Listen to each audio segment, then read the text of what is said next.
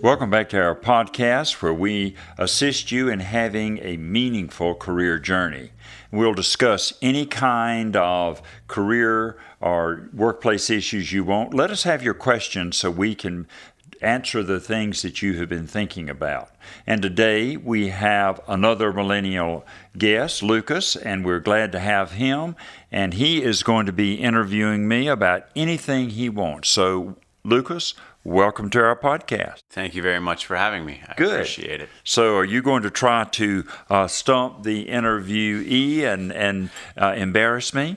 No, sir. I've come because I've got some questions pertaining to what's going on in our world right now, as I think a lot of us do. I agree. So obviously the COVID-19 crisis has affected everybody. Not just millennials. But for someone like myself who's been in the workforce for just a few years and is thinking about moving on and finding something else that I'm more passionate about, how would you advise going about a job search in a time like this where no one's hiring and people are afraid to see one another? That is a misnomer about a career search right now. We say that the best time of the year to look for a job when there's no pandemic around is during the holidays. And everybody thinks between Thanksgiving and New Year's, right, everybody is away, they're not interested. December is one of the best times of the year because more people are around, they're in a holiday spirit, and they want to help people, and they have more time. And they're looking for a new start for next year. Sure. There's parallel in the pandemic. People are at home, most people, they're more available, and in America, there is a spirit of helping people right now. Same that I said about the holidays.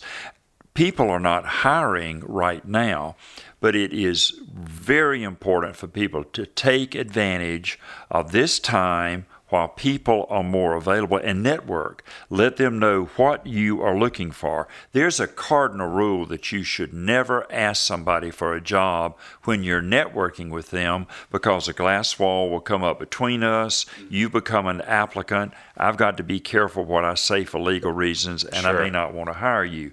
So you network with these people. You let them know what you're looking for and to keep you in mind when the pandemic is over. This pandemic is not going to go on forever. This too shall end. So take the time to do it now. What's the best and most effective way of networking if I can't actually meet people face to face right now? A lot of people who are on Mulling Corporation's career transition programs are in Atlanta, obviously, and they know people throughout the nation. All the time, pandemic or no pandemic, people are networking through people over the phone because they don't live in Atlanta. And some people who live in Atlanta don't want to meet with you. They'd rather do it by phone. Sure. There's no difference. You call the people up. We have a 4-step process that we teach people to get people to want to meet with you. So you set up phone appointments. You can email people, set up the phone appointments, and it's imperative that you have energy over the phone when you are talking over the phone. So they always say, the old saying that I was told coming out of college was the hardest part is really getting in front of the person and getting the interview. With those emails you're talking about and reaching out to people, what's the appropriate way to go about that if you don't know them or are applying to a job kind of blindly, so to speak? Don't do that. Don't do cold calling in a job search. You don't need to. You make a list, and we have techniques where you make the maximum number of people on your list. You make your list. You call up people you know. It is a statistical fact that you're going to find your job 3 and 4 levels down in your network. That's pandemic or no pandemic. So you call up the people who you know, and don't make the mistake of calling your best friends or the people that know you the best. You can call people who you're acquaintances with. And then you tell them your career goal. You've got to have your elevator speech. Right. And then you ask them for names of other people, and if they know where people may be hiring after the pandemic. So you want to know names and opportunities. So what's the best time to go about this? Do I start right now? Because you were saying after, but there's a lot of discussion about when is this really going to be over? Should I get started as soon as possible, or should I wait until there's light at the end of the tunnel? Start now. Take time, or take the advantage of the time. Mm-hmm. Now, I may regret saying this, but it hopefully will be over in a few weeks or another month. We don't know. And then there's always the chance of having a relapse. And in the pandemic of 1917, there was a relapse, but we're much more educated today, and we have much better communication systems. And obviously back in 1917, it's going to take you a while to prepare. Your network list of people. Are you career focused and know what you want to do next? That's the secret of a career search. So start now. So what about for someone, I'm in a very fortunate position. I luckily didn't lose my job, and unfortunately a lot of people are right now. What's the best way to approach this job search in a situation like today if you're one of the people who was laid off unexpectedly? Well, that's called your parting line. You've got to be able to tell people in a believable way why you left your last position. Well, if you're laid off, that's very understandable. Right. And there are a lot of people, the last I heard, tens of thousands of people have lost their job, and now they're applying for unemployment insurance. I don't want to name a figure because next week it'll be even higher. So just explain what has happened. You are searching around trying to find certain companies, targeted companies, because this is what you want to do. And they may say, well, we're not hiring right now. And you say, well, I certainly respect that, but I would like to talk to somebody, a hiring official, and let them know who I am, because there's going to be a real demand for people. Mm-hmm. Let's not forget that before the pandemic, it was the greatest shortage of qualified labor that had ever been in the U.S. labor market. Well, that's not going to go away, and we will rebound. It may take a little while longer, but the search for good people is still going to be there. You have two options. You can have a positive attitude about jobs being available, or you can be a naysayer and just not look because they're not out there. The people who are looking are going to find the jobs. So in terms of, again, looking for the right position, again, I think we all know people right now who lost their job unexpectedly, and it's a horrible situation. Some people have to support a family. They have bills to pay. They have college loans to pay. I mean, there's a million things, and this goes beyond just millennials. Absolutely. But I think a lot of people are facing a situation where they don't know if they should just take jobs for the money and be able to pay their way through what is going on right now, or if they should find their dream career, whatever that might mean to somebody. And I know that can mean various things, obviously, but what should be the top priority for people like that right now? It will depend on the financial situation you're in. Mm-hmm. Americans, it's financial advisors advise us to have 6 months of savings on 6 months of expenses. Okay. Well, Americans do not do that.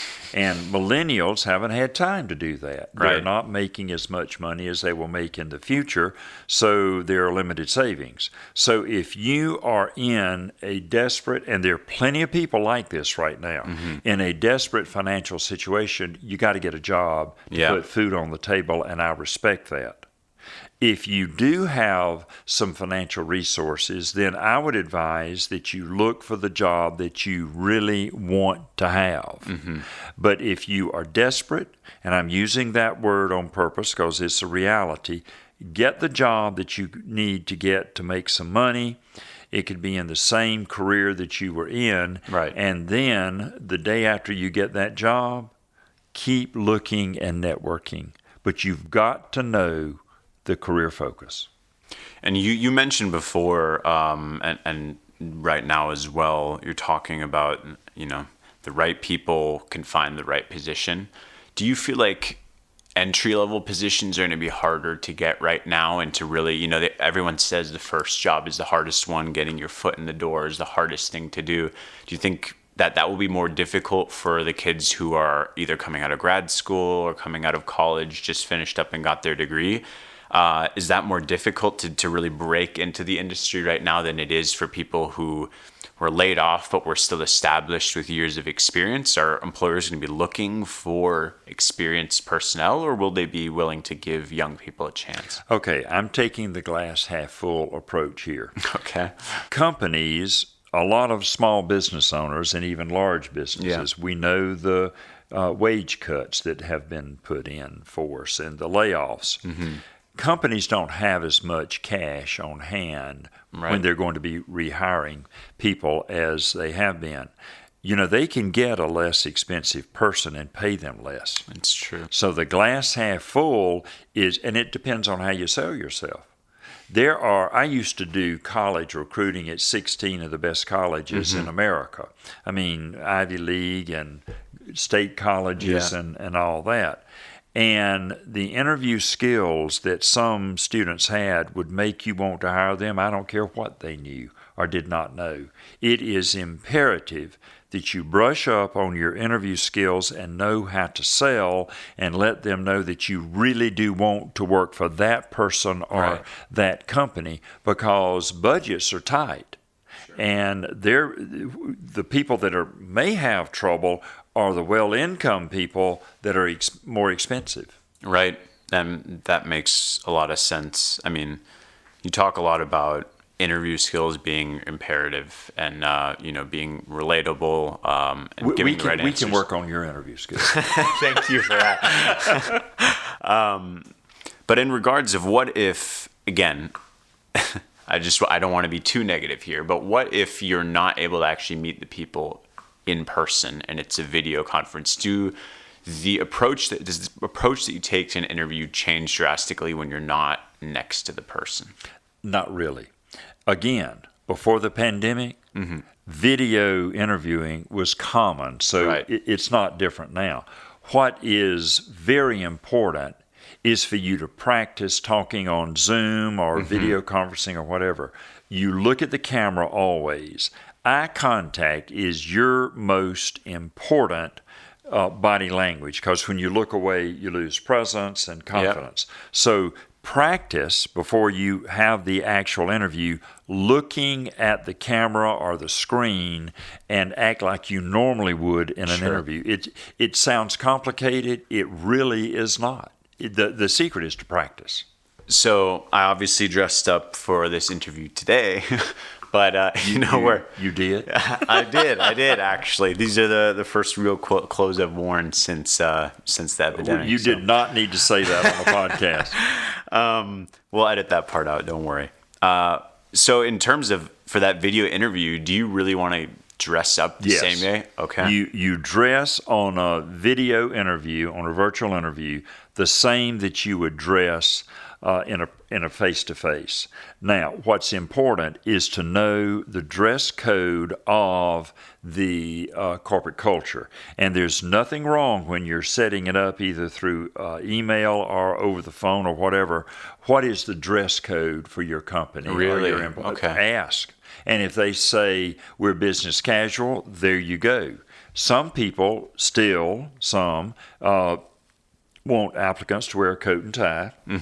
Makes sense. Depending on what industry you're in. But I have actually, and you can't do this now because of the pandemic, but there's nothing wrong with driving to the company in your city before you have an interview at starting time or getting off time. And if all the guys are wearing khaki slacks and a navy blazer or something like that, guess what you need to wear on the interview? I've actually asked people to go park and look. Really? Just do some investigation. Scouting. Intelligence. Okay. Being prepared is the key, right? Absolutely. So what about for people right now? My gears are kind of turning because you talked about that you used to work with colleges, recruiting and stuff. I think a big part of the college process was always the cover letter. and the letter of recommendation. So particularly with the letter of recommendation, how could one go about getting that if you are unfortunately laid off or feel like your position is in threat?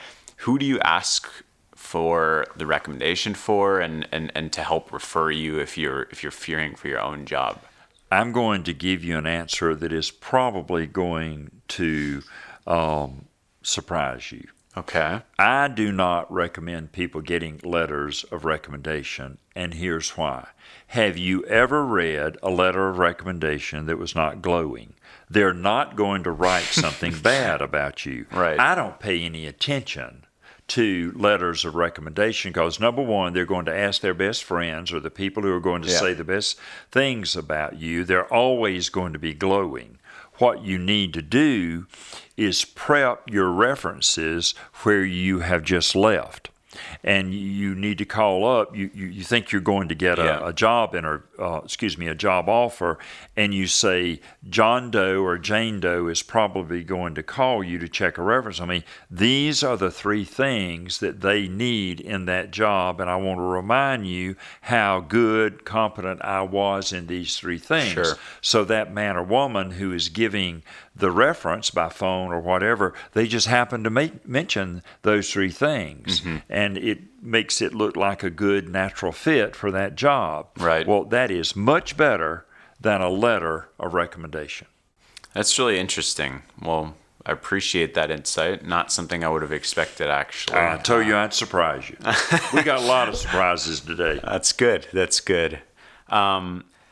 So what about kind of touching base on a more personal kind of thing that I'm going through is I might have mentioned I'm lucky to still have my job right now, given what's going on. But I also did start this off by saying I am thinking about getting into the field that I really feel like I've focused on and honed in on, where my passion and my talent meets. But we're mid-project right now with my current company. And I don't want to upset my boss, my current employer, anybody, and stall or make the project be affected by my absence. Is it better to wait out right now and finish the project, or is it better for me to just be open and say, this is what I want to do, and I've got to go and put in my 2 weeks? That depends on how much you are learning in the new project. Now, you're a millennial. You don't have 10, 20 years experience, so you're still in the very much learning process to hone your skills. Right. So if in this project you feel like if you were to stay another 3 or 4 months or whatever, stay there and learn everything you can. If you're in the middle of a project and it's a repeat of everything you've done, you need to watch out for yourself. If you can find another job, most people can, if they know how to do an effective career search, go find another job. Okay. So when it's someone like me who I'm kind of getting into another career field, I work in strategy and I want to get into creative. And people might find that their passion point lies somewhere else.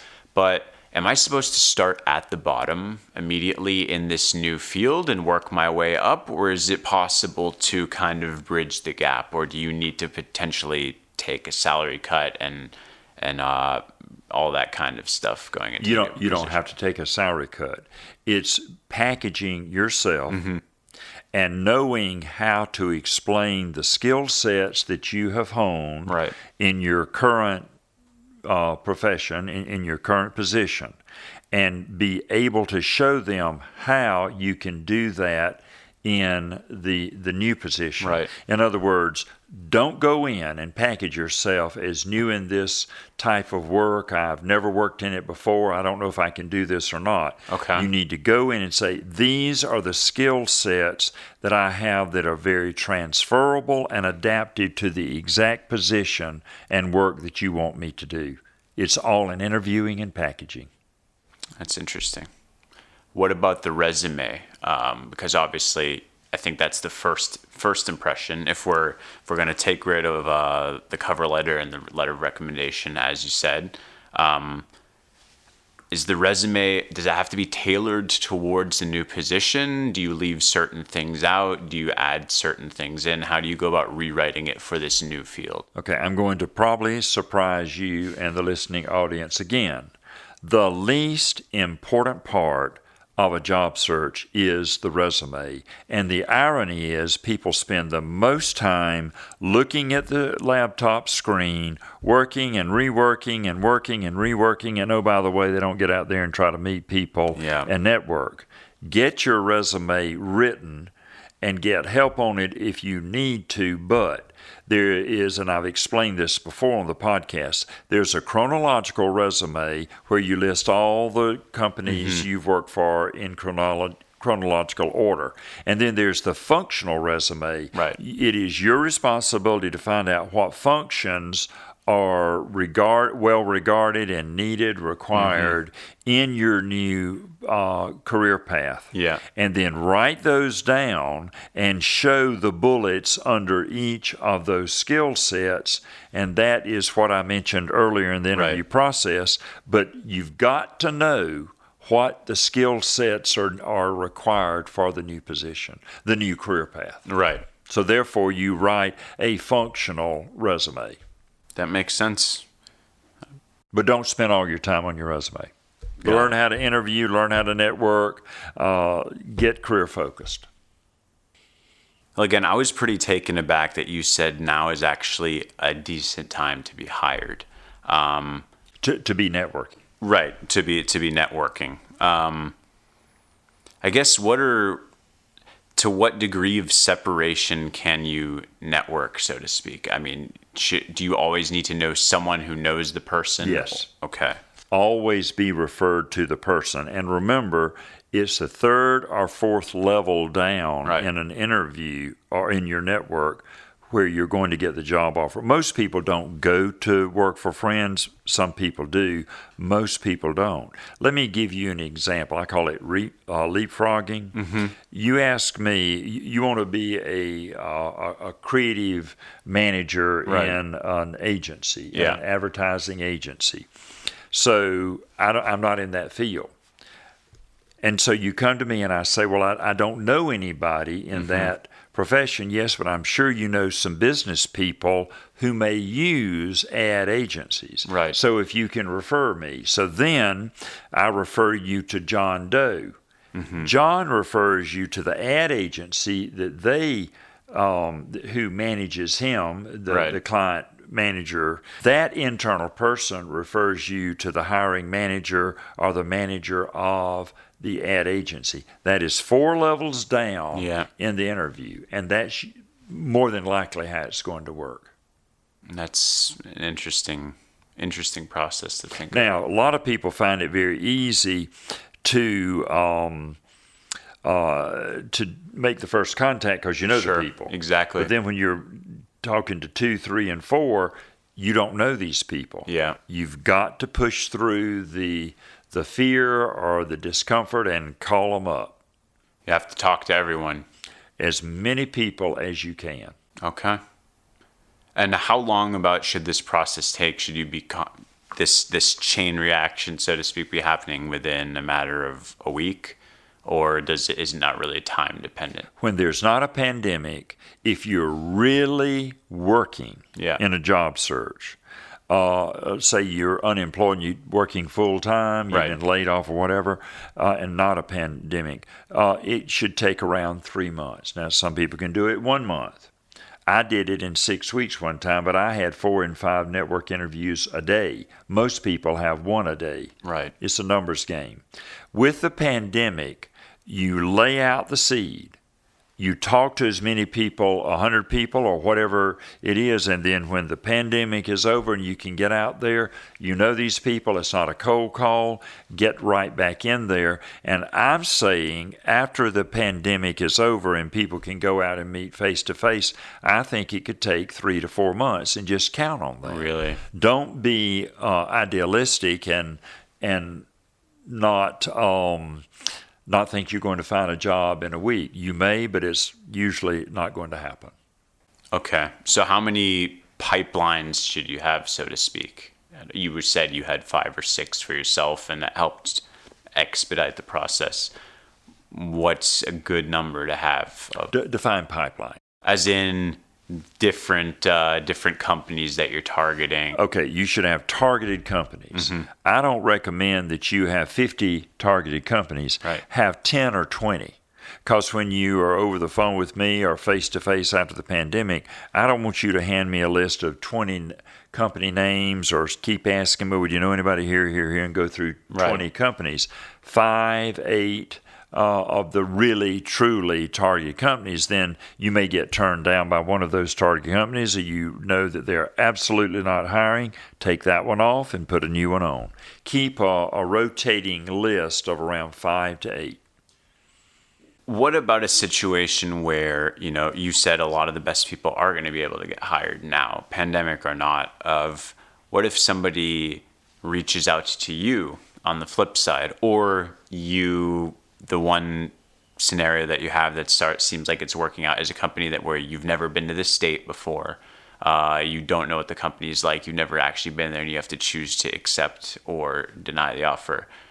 Would you always recommend going and seeing the area that you're applying to before seeing the company and everything before taking a job? Okay, these are informational gathering interviews. Mm-hmm. Say you're moving to Atlanta. You've never lived in Atlanta. You don't have a lot of contacts. Right.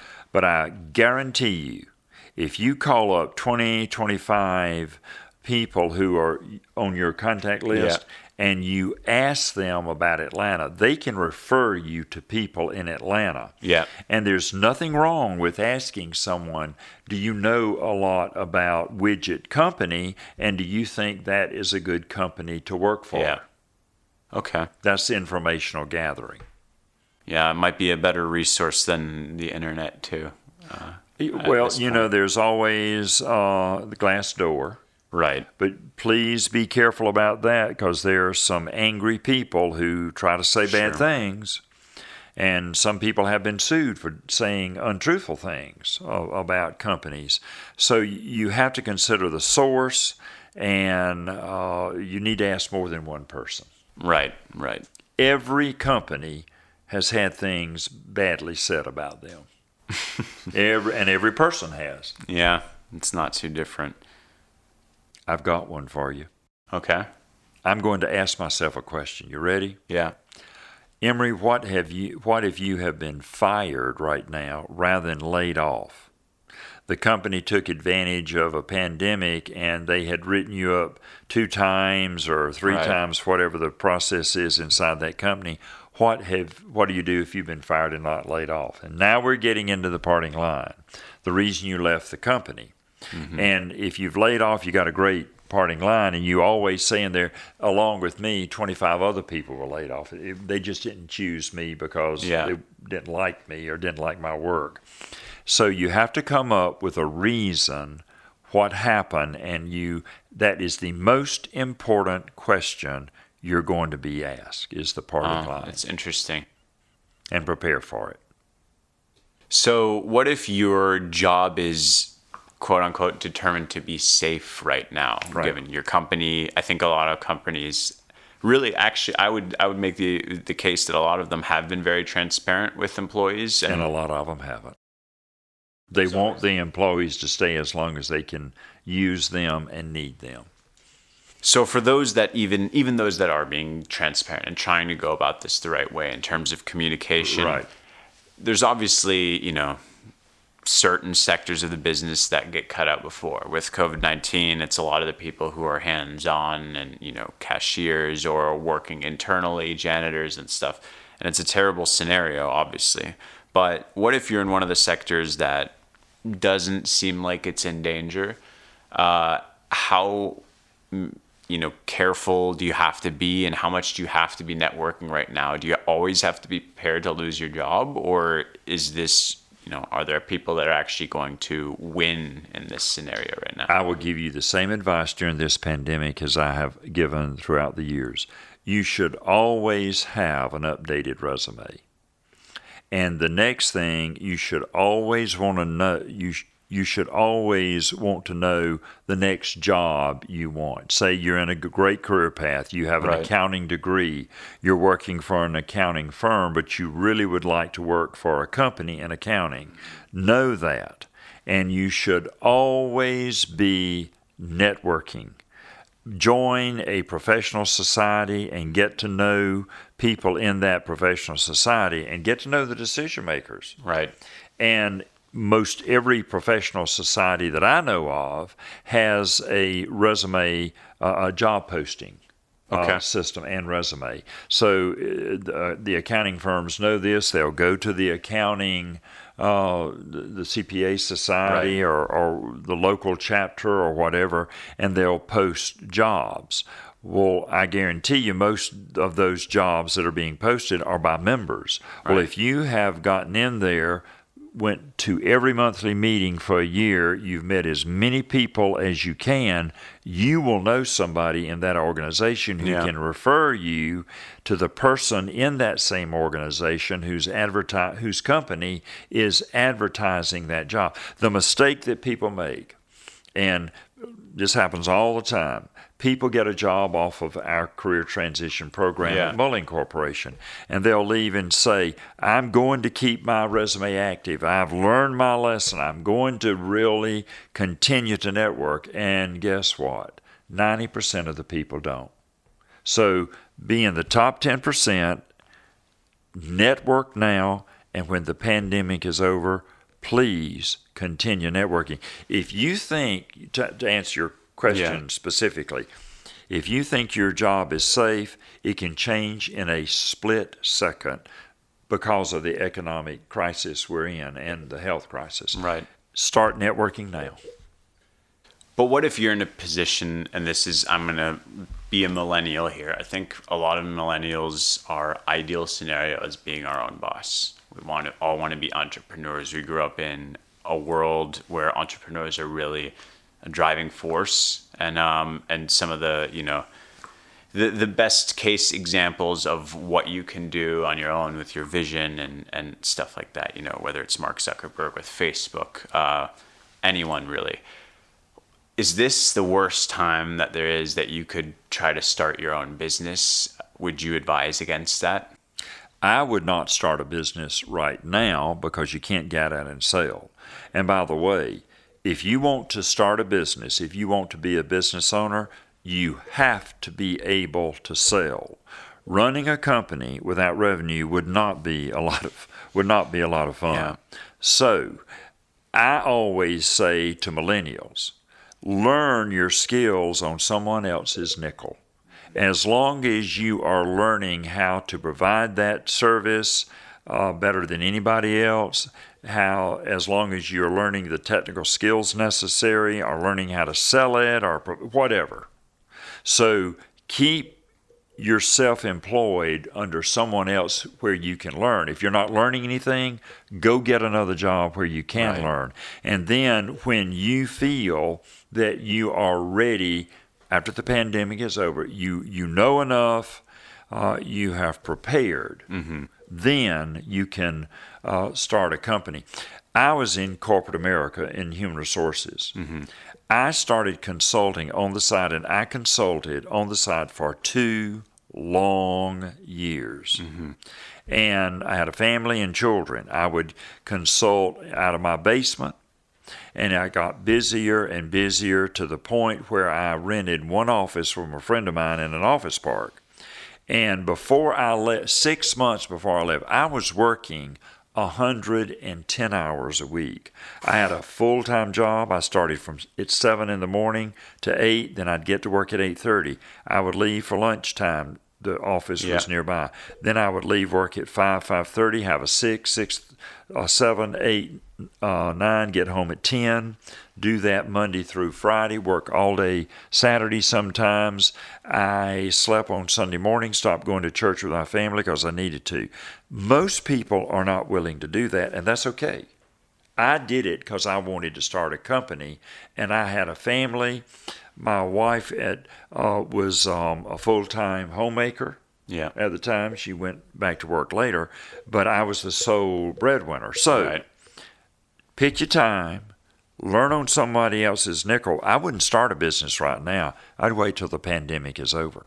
Do you feel like any career field is going to be a winner out of this? Yes. And who do you think that would be? Okay, look at the companies, the industries that are considered essential. Okay. Transportation. Yeah. Security has really come up. Because, I bet. And the gun sales and ammunition and all that. I'm not going to get into a political debate on that. But medical profession, right. IT profession, those two have always been profitable. Very profitable. But the food industry, the grocery stores are making just as much money as they've ever made because they're selling more toilet paper than they've ever sold before, and people are hoarding groceries. Yeah. But there are plenty of industries out there. Now, I have a friend who worked in event. She still does, but she's furloughed right now. She was in event planning about 99% sports events. Yeah. Guess what? It's gone. It's gone.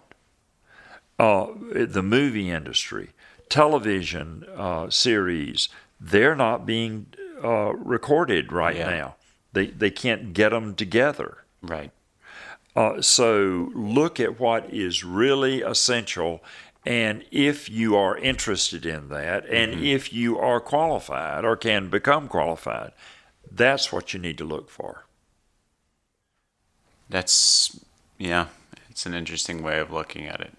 And it makes sense. I mean, there's things that are always going to be, I think you need to make your position indispensable within your company,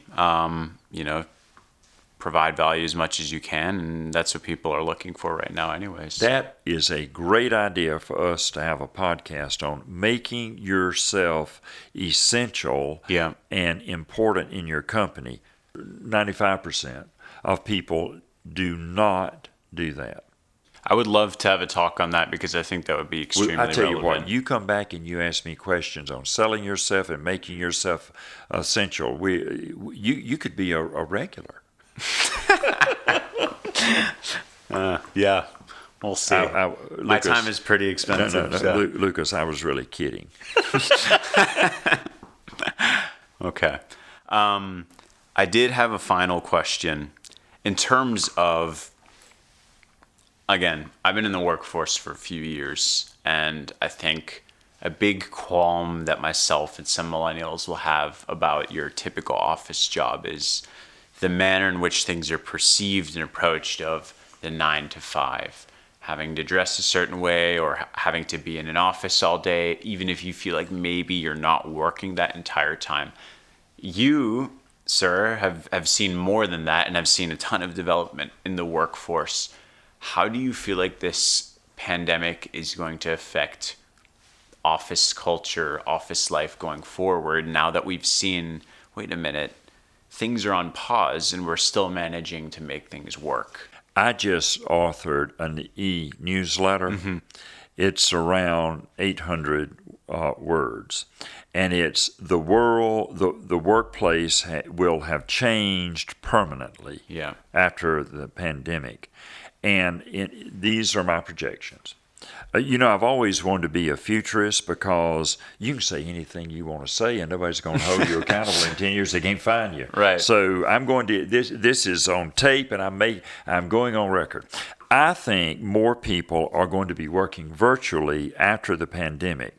Most people didn't realize they liked it and they enjoyed not having to beat the traffic, not having to get up and get dressed for work every day, saving gas, saving lunch money.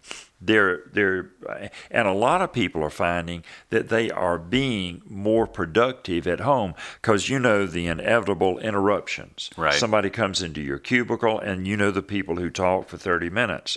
Well, and studies have been shown when you are interrupted, it takes around 15 minutes to get started again after that person. Sure. So it's not a 30-minute interruption, it's a 45-minute interruption. And that is almost an eighth or a tenth an hour of the workday. But I think there's going to be more virtual employees. the supervisors are going to have to learn how to supervise more people virtually. Some of them have never done it before. I think the definition of loyalty will change. In the 30s, 40s, and 50s, corporate loyalty was alive and well because people got a job and they stayed there for 30 years and they got the gold watch. Now, the average tenure for a professional is less than 3 years.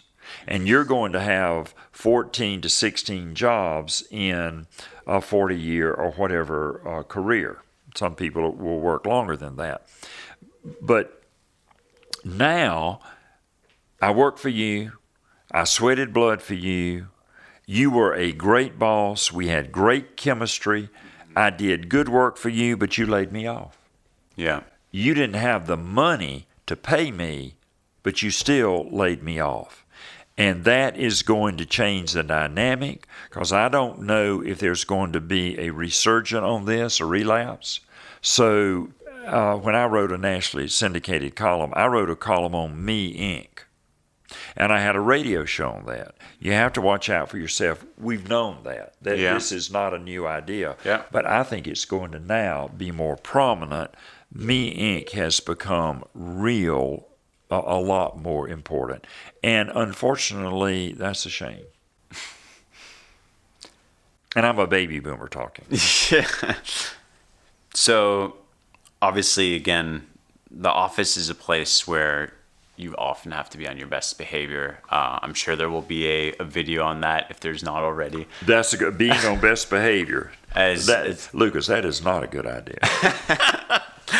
But you want to be on your best behavior. You want to be presentable. There's a certain, image that you need to keep up with in the office. Professional deplorable. Exactly.